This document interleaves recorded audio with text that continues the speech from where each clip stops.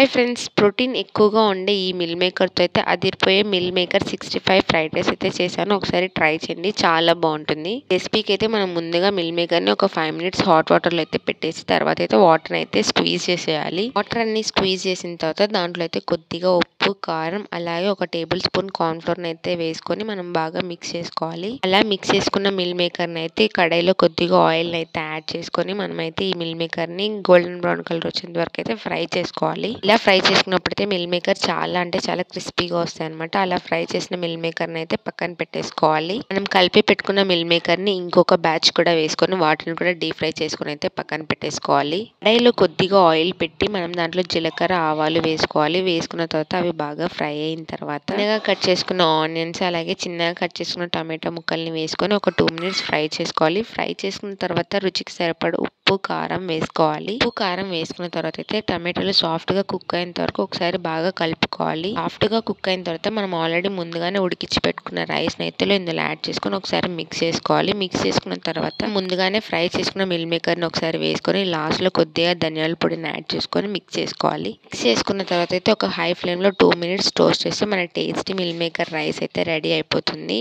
Recipe lunch box లోకి అలాగే evening snacks లాగా చాలా బాగుంటుంది. ఒకసారి ట్రై చేయండి. మీకు వీడియో నచ్చితే లైక్ చేయండి, షేర్ చేయండి. Don't forget to subscribe.